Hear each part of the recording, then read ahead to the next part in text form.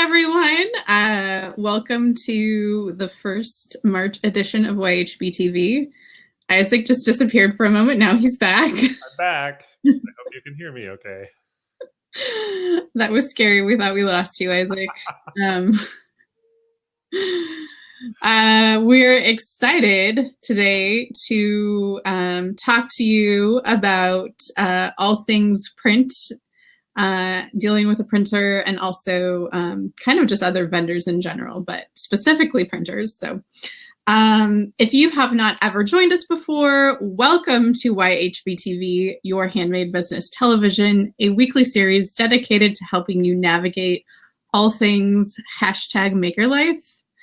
I'm Sharon Fain, along with my crafty co-conspirator, Isaac Watson, and we are the directors of Academy of Handmade, a supportive community for makers. Each week, we tackle a topic that we think gets deeper into what's really going on in your business.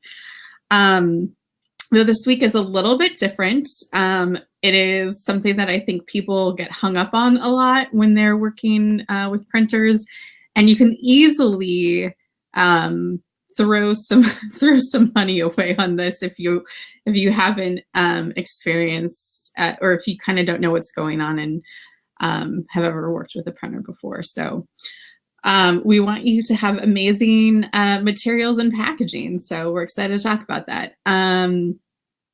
If you have any questions about this, you can ask below in the Ask a Question section. If you're watching this on Facebook, hello, we're trying this out for the first time. So, but if you're watching this in Facebook and you have questions, we can't really monitor that from where we're sitting. So we would encourage you to click the link in there and hop over to the Crowdcast so that you can ask your questions and talk with us. So party is over here on Crowdcast. But if you're just passively watching and having our soothing voices on in the background, then keep going with Facebook. We don't want you to put you to sleep. Yeah, right. If you're just napping to Sharon and Isaac, sure. I mean, that's great. I'm glad we could help.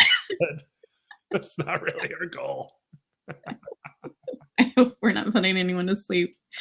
Anyways, in case you missed us last month, because we have not been doing this for a bit, we took the entire month of February off to do a live version of our program Jumpstart. We called it the Jumpstart Sessions. We did it right here on Crowdcast. Jumpstart Your Handmade Business is our signature program.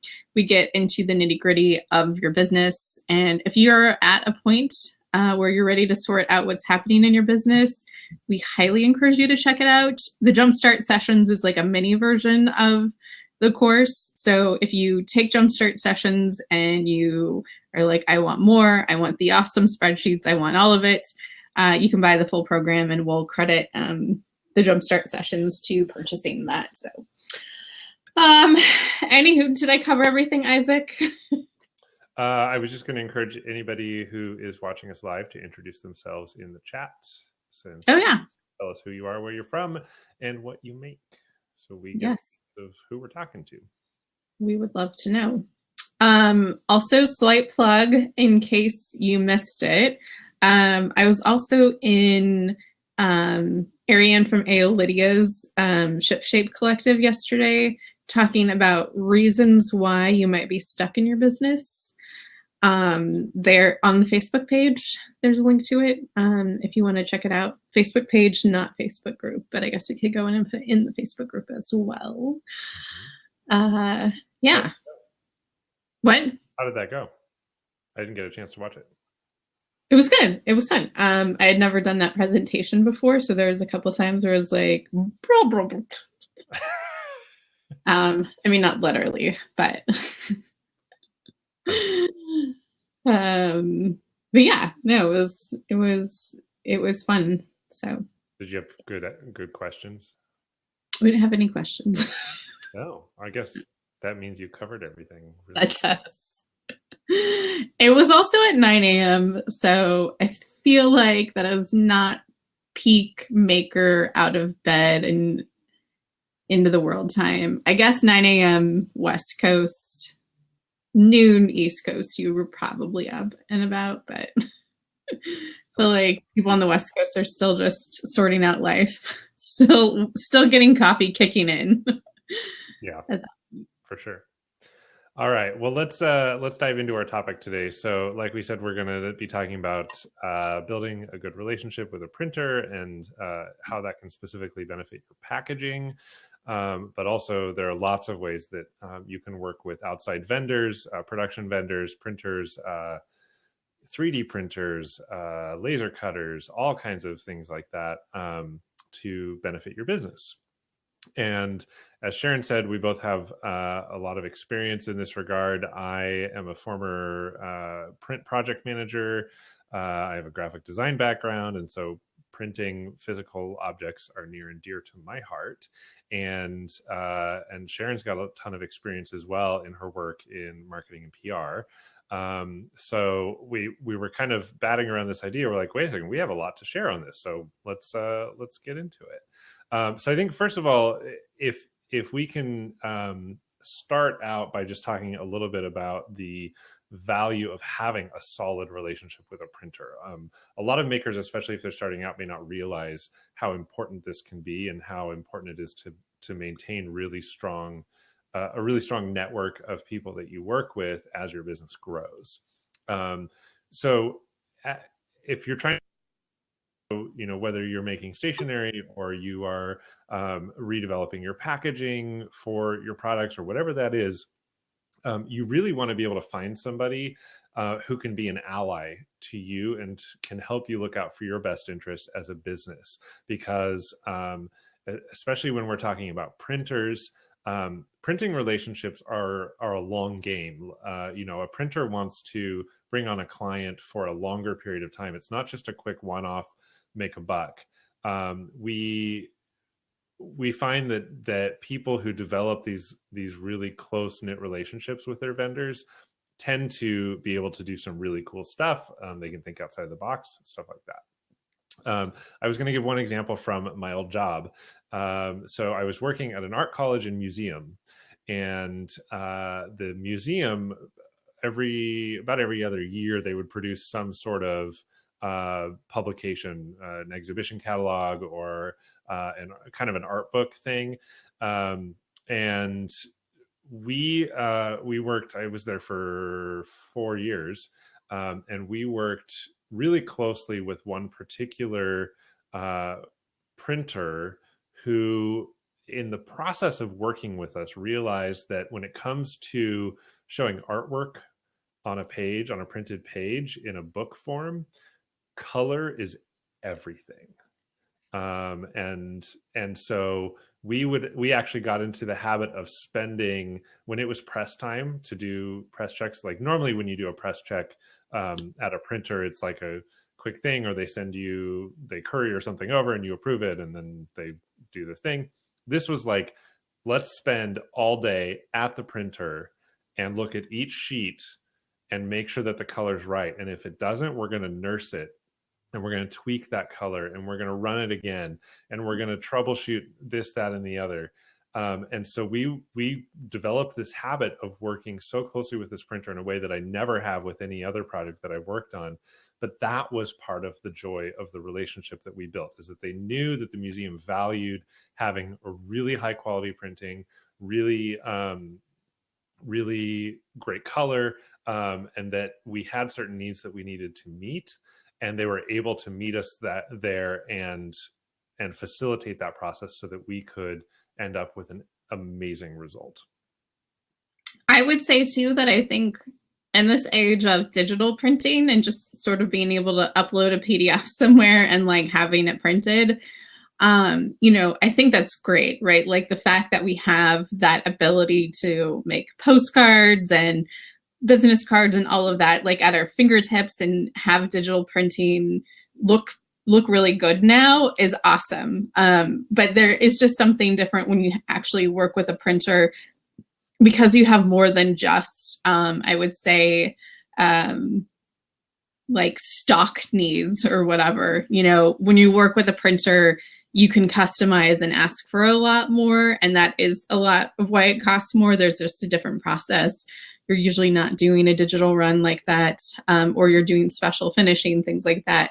So this is beyond whatever, overnight prints or whatever. And I know a lot of people wind up getting sometimes, dissatisfied with those things, and it's a get what you pay for thing that, when you work with a printer, you can catch, like Isaac said, catch errors before they happen.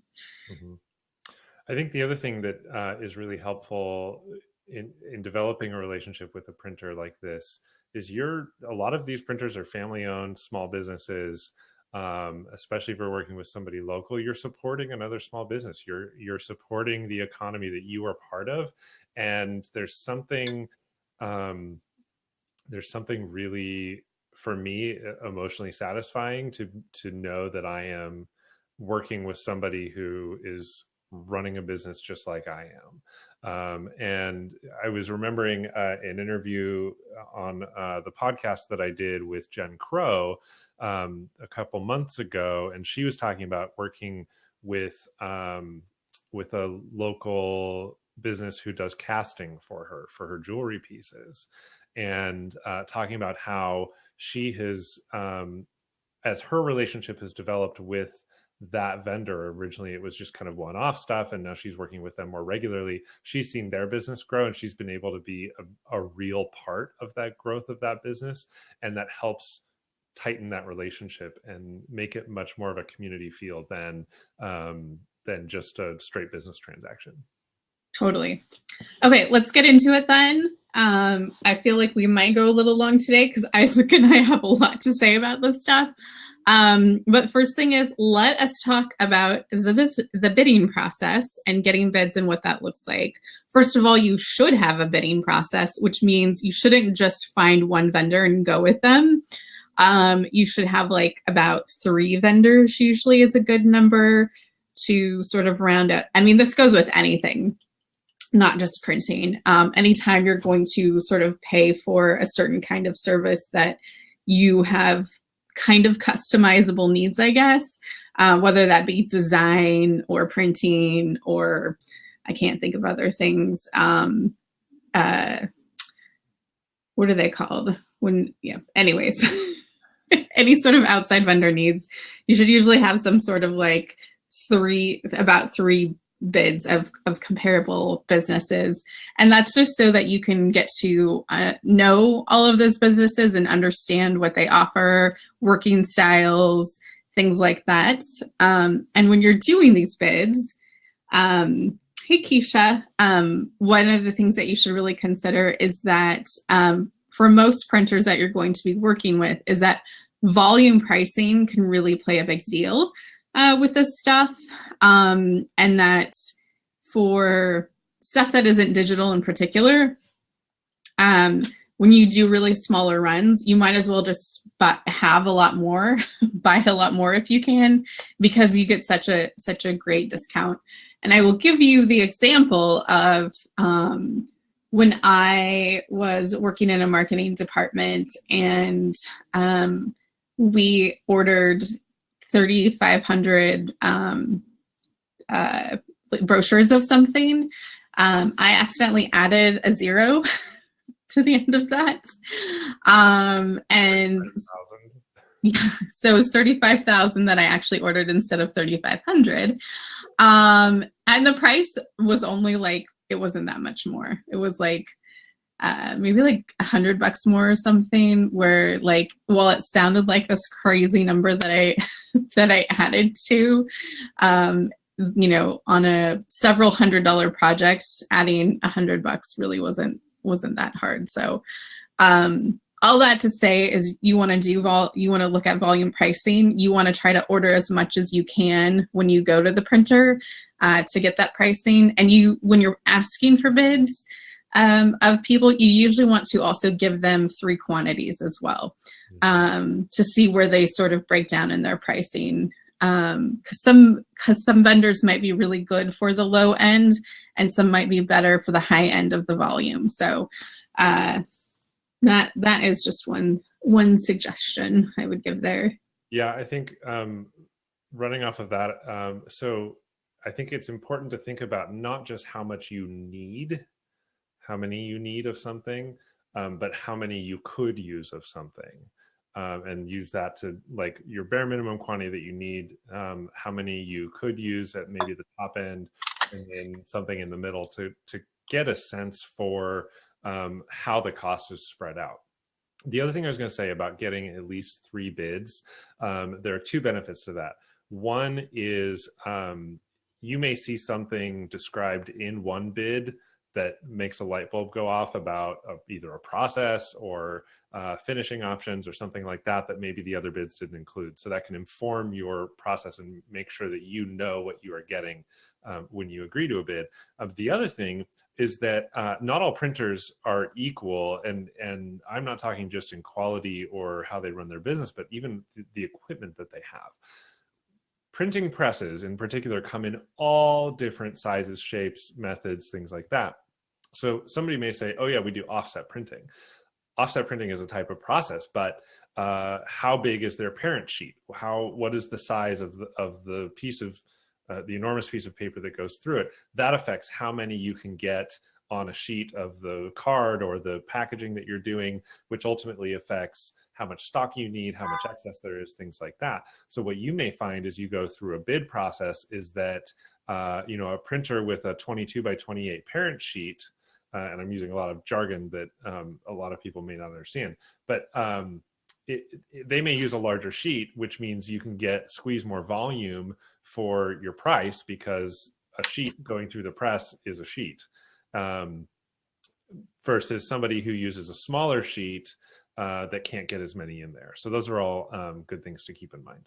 Which is why I say do 3 different quantities so you can kind of understand where it's breaking down, because literally sometimes the difference between 500 and 1,000 is like a few bucks depending on what you're doing, but it's really not that much, and it's like might as well do it, so yeah.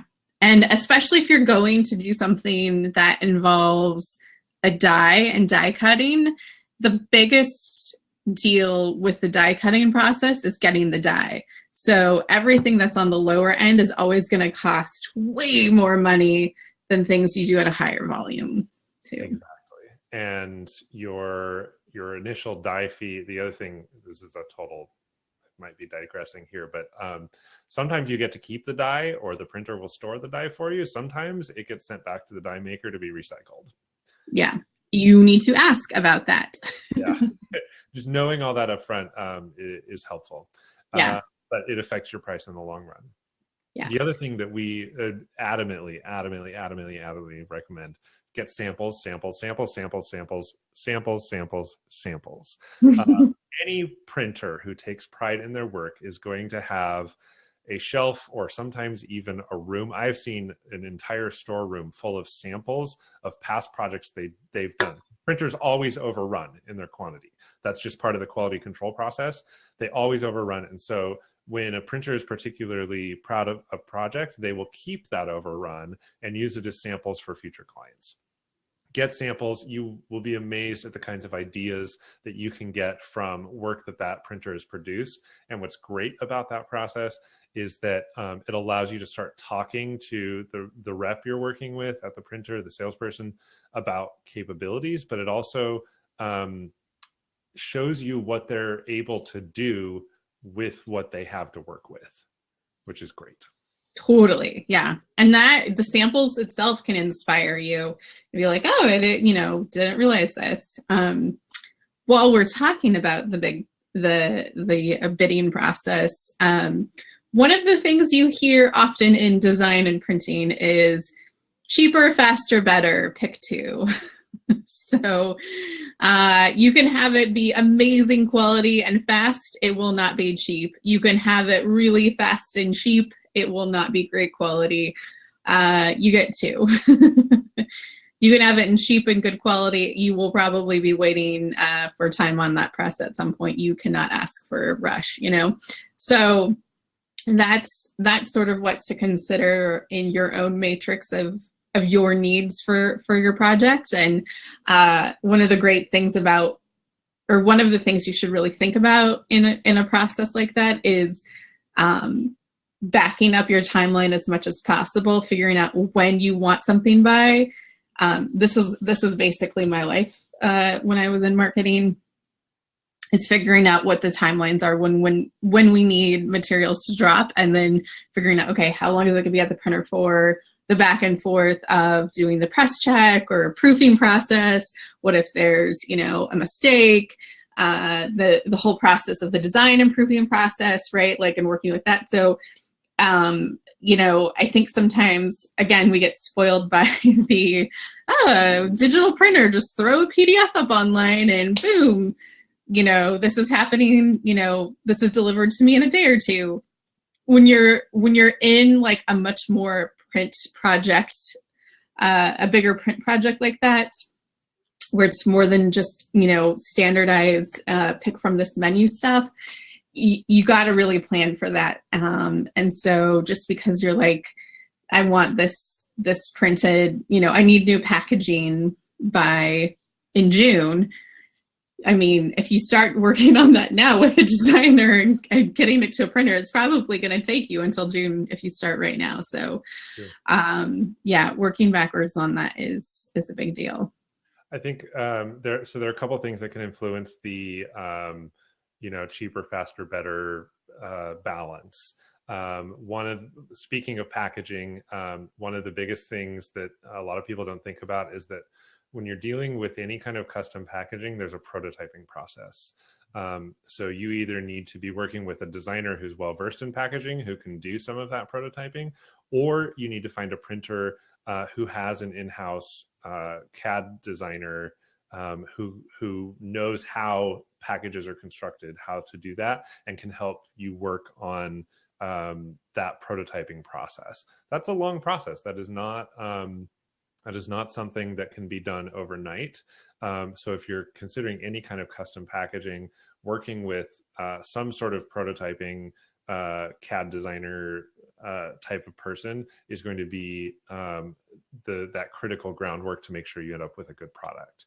Another thing, I would say too, also, that working with a regular, typical graphic designer in that process I would still recommend that, even if they can't do the CAD stuff, and if your printer has somebody that does the CAD stuff and can sort of translate that's helpful too. Because for design stuff, printer in-house design tends to be bad. Yes, that is true. Usually someone's child. Yeah, that's definitely true. Another thing that can greatly affect the printer's triangle, is whether you're doing digital or offset printing. Now, digital printing is getting a lot better than it was, but what that means, well, first of all, there's still a quality difference and a color difference between digital and offset. But what that also means is that even though digital printing has been around for like 15 years or something like that now, some printers are still using 15-year-old digital presses. And so you need to have a good understanding of what kind of equipment they're working with, or if they're using the latest, greatest high-tech situation. The other thing that's going to affect your cost or your quality would be any finishing work. So that's cutting, that's binding, that's any kind of glue, or say you're mass producing some line sheets and you want them all stapled, like whatever that is. There are so many different finishing methods. Some are really expensive, some are really inexpensive. Some look great, some are terrible, and that they don't necessarily relate to cost. So those are all things that influence that. And I would say, don't assume the printer knows that you want those things. Just because you say, I want a book, and the binding of that book is going to be like, in their mind, there's like 90 ways to do this. And you're just like, but I want it to be a book. And like, you have the one idea of what a book looks like to you. So saddle stitch, perfect bound, top stitched. No, there's more. I know there's more. I haven't done a book project in a long time. So, but yeah, there are a ton of binding methods. ton. Or just even like Isaac was saying, like if you're going to do something where it's going to be like a mailing type situation and it's going to fold onto itself and it's going to need to have a closure of some kind, you need to figure that out so that you can let them know how you want that to close. Do you want it to be like a little bit of glue on the inside? Do you want it to be one of the the wafer seals? Yep. Wafer seals. There's a ton of ways to close something. So again, just because you're like, I want this to shut, don't assume that means anything to the printer. And there are a lot of requirements that the post office has on mailing things, and they're constantly changing. And there's actually, you know, most major cities have a business requirements desk where you can actually take a sample down and say, will this mail? And they'll say, no, it's going to tear apart. You can't put wafers there, or it needs to go on this, the address needs to go this way, or instead of the other. So those are all processes that you need to factor in before you actually say go time to the printer. Definitely. What if you do all of this and you've picked your printer and you know what you want and things start to go south, or your end product is kind of not to the level of your expectations? One of the things that you can do to prevent that, like we just mentioned, is press checks and proofs, which again, in the digital era, I think we are used to proofing via whatever is shown to us on a screen, which if you sort of know anything about screens, they don't tell you exactly what the end is.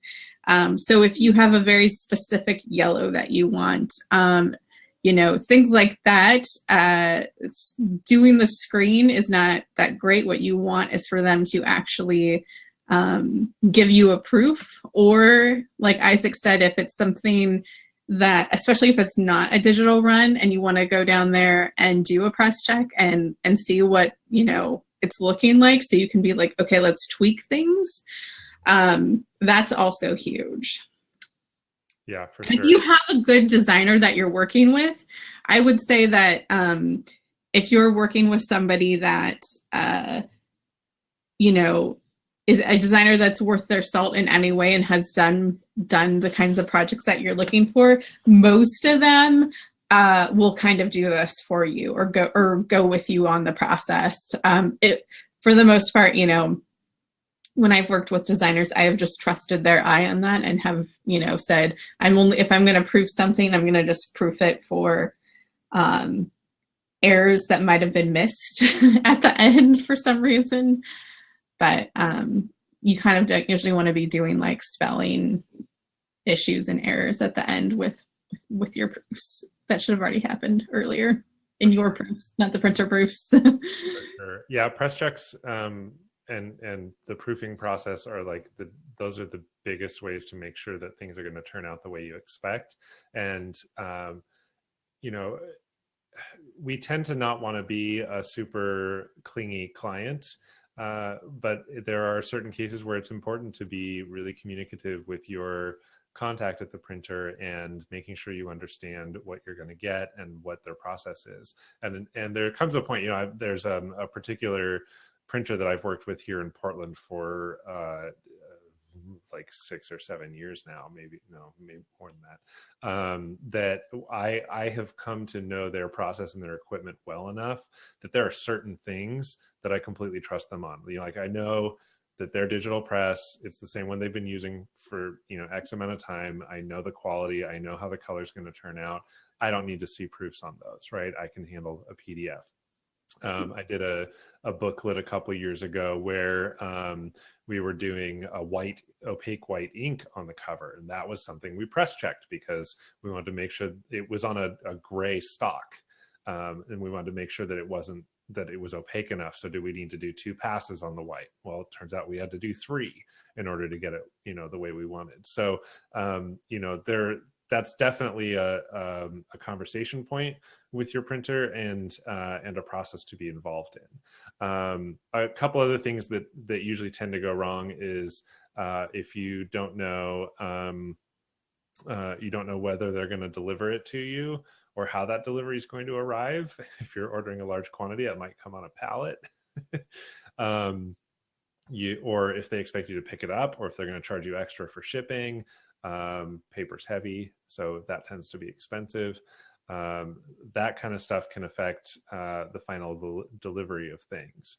But sometimes things go wrong and there's an issue. And so it's a matter of identifying, where in the process did it go wrong? Should it have been addressed during the proof? Is that your fault as the client for not catching it?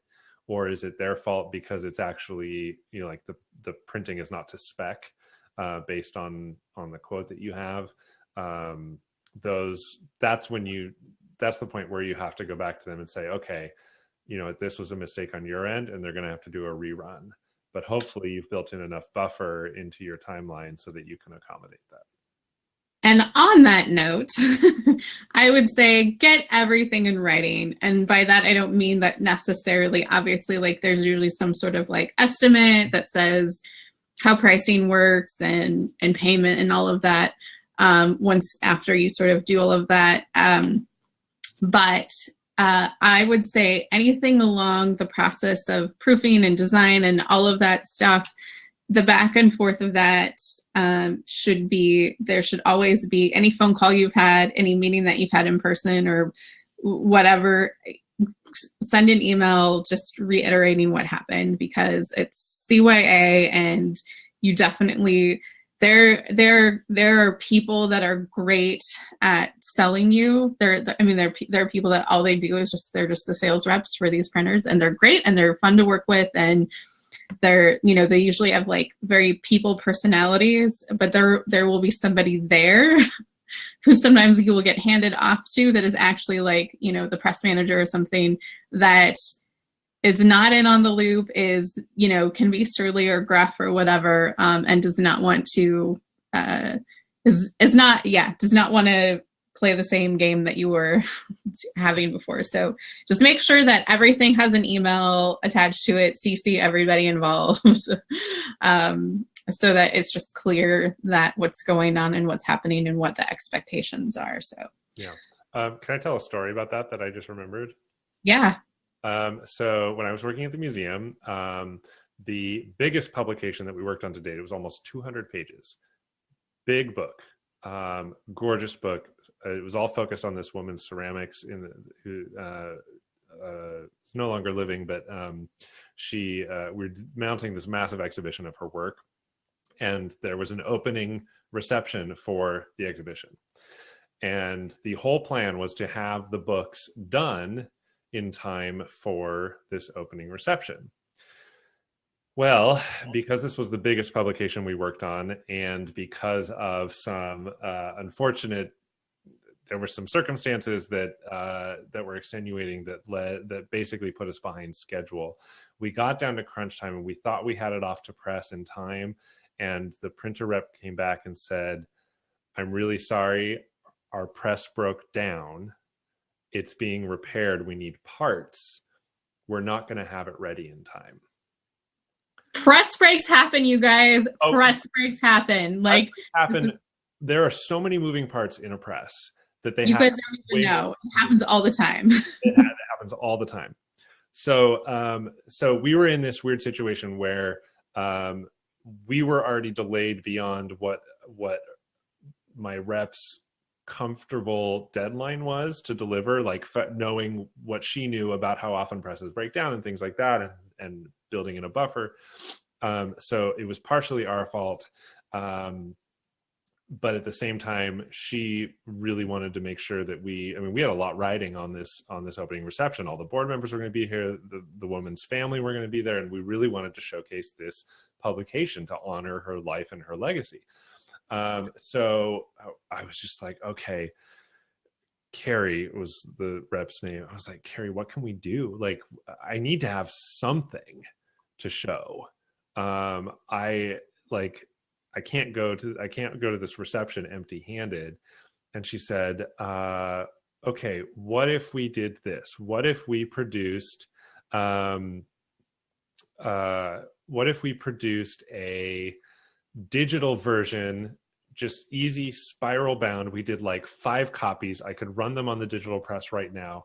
The color may not be right, but it would at least show people what the book is going to look like. And we can just call it a proof, a digital proof of the book. I was like, oh, that would be amazing. How quickly can you do that? She said she could turn it around overnight. And she did. We got 5 copies of the proof delivered the next day, just in time for the reception. And we were able to say, this is not the final book, but this is what we've been working on, and this is how excited we are, and everybody loved it. And so she came through for us, even though we were late in getting her all the files, because she valued that relationship and she knew she wanted to continue working with the museum going forward. And because she couldn't fulfill the delivery commitment that she'd nailed down, and it worked. It was great. And the books came in a week later, and we were able to mail them out to all the people who pre-ordered them that night. And it they didn't know any different. Yep. I will tell you, printers, they will have solutions for you if in these crunch times. So just over communicate with them about what's going on. And I think your projects will turn out better. All right, let's talk about the end sort of all of this, which is last point of assessing the reality of your design and understanding printer capabilities versus budget, and listening to the expertise of the printer for their alternatives. Oh boy. So this is actually part of something that should be part of the bidding process and the discovery process with a printer. But there are a lot of, like I alluded to earlier, there are a lot of things that a printer can do. There are a lot of things that a printer may not have the equipment for, but are technically possible. And so that's where there's room for some creativity and finding a good alternative. So the most common thing, and maybe you could talk about this a little bit, Sharon, but the most common thing is whether you're using Pantone colors or CMYK colors. Do you have experiences of your own to share on that? I guess my experience is more that if you don't understand like this is something that a designer's probably going to work more with on. But if you're using PMS or Pantone colors, you're actually like, you think about it like Pantone is like basically like a paint when you go to like have that mixed, and you're going and you're picking a very specific color, like you would go to Lowe's or something, and you're like, I want this paint chip.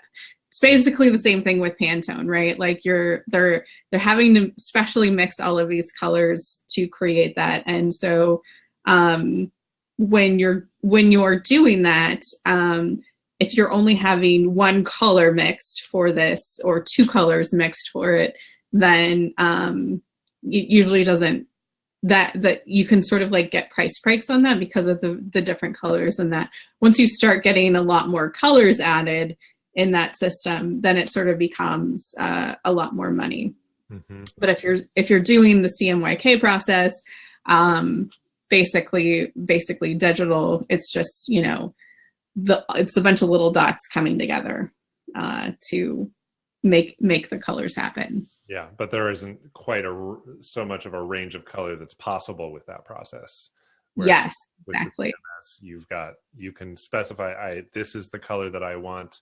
This is a known color. This is a known mix for this color. And usually when you have the Pantone, the reason you have the Pantone situation a lot of times is because you want a very specific shade of something. You want a very specific color. A lot of times with like logos and things like that, you will get the exact same color. Whereas if you're doing CMYK, it's usually a little bit off from that, but you can get the exact same color every time with the Pantone system. Yeah. The other example I was going to give is there are 2 methods for embellishing something that are similar but very different from a cost perspective. So there's I'm sure you all have seen something that has a foil pressed into it, like a metallic foil or something. There's a clear foil that's it's like a thin clear film that you can have struck onto onto paper just like you would metallic foil. Well, that is a more expensive process, and it causes a little bit of a deboss because it's a dye and things like that. But there's another option called a spot varnish, where they actually use clear ink and run that through the press as a color to go through the press, and it lays down clear ink on top of everything else. So it ends up giving you a similar effect as a clear foil, but depending on the project, it could end up being way less expensive because you don't have to worry about a dye or a separate process, because they can build it into the offset press. So that's one that I encountered on a project a few years ago, and I've actually been working with a client on a similar thing where we're like, okay, well, a clear foil is really great looking, but it's expensive. What if we did a spot varnish instead to achieve a similar effect? And that's the kind of thing where a printer and their expertise is going to be able to tell you, hey, check out this alternative. What if we did this instead? Totally. Did you have anything else to say on die cuts and embossing? Well, we talked about it a little bit already, but the big thing with die cuts. So if you're dealing with packaging, you're going to have to deal with a die cut. So that is where the die is created so that they cut out the shape of the box in its flat form so that it can then be scored and folded and glued into a box or whatever your package, maybe it's a sleeve or something like that. Like we said, not everybody will let you keep your die. So there's going to be a fee to have the die made. That's usually something that another company does. And then the options are usually they give you the die to hang on to. Depending on what size it is, you may not be able to store that. Or the printer will keep the die if it's packaging that you're going to want to reprint on, or that die is going to be recycled and you're going to have a new die made the next time you want to reorder stuff. So just keeping that in mind. The same goes for embossing. Same type of die is going to need to be made to create the impression on the page. If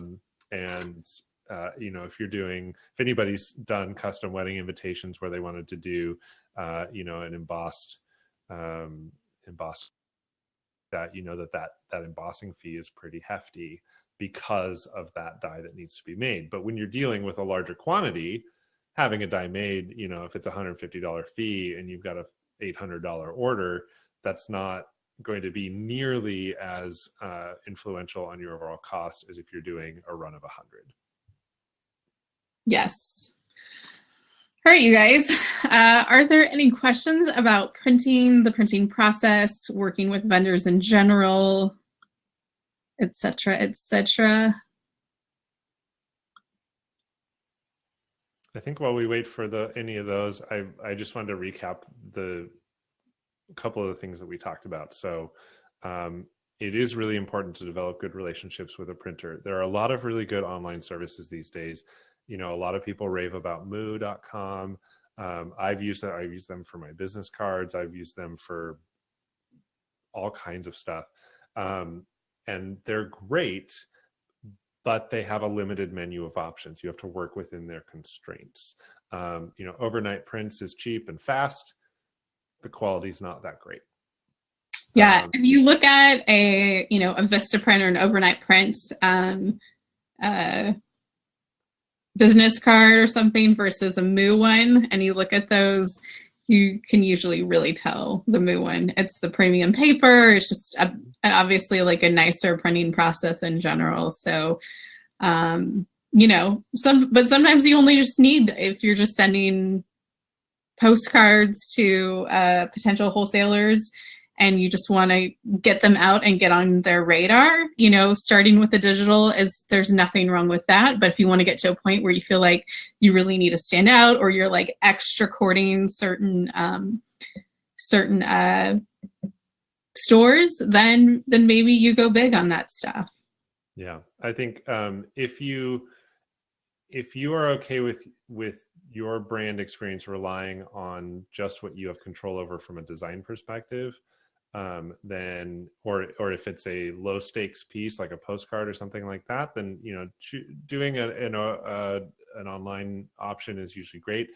When you get to that point where you either dealing with custom packaging or you want to develop something where your brand is imbued in the experience of this printed piece, that's when you're going to want to be working with a printer more closely on something that really fits what you're looking for.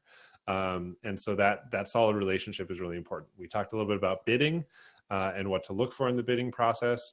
We talked about the printer's triangle, also known as the designer's triangle. It's applicable to multiple industries, but it's, you know, cheaper, faster, or better. You can only pick two. And we talked about how to deal with the process and what happens if it doesn't meet your expectations, as well as assessing the reality of your vision for what your design is versus an actual printer's capabilities, and how to lean on the expertise of the printer when looking at alternatives. Yeah. All right, guys. We are here every Thursday, as always. YHBTV.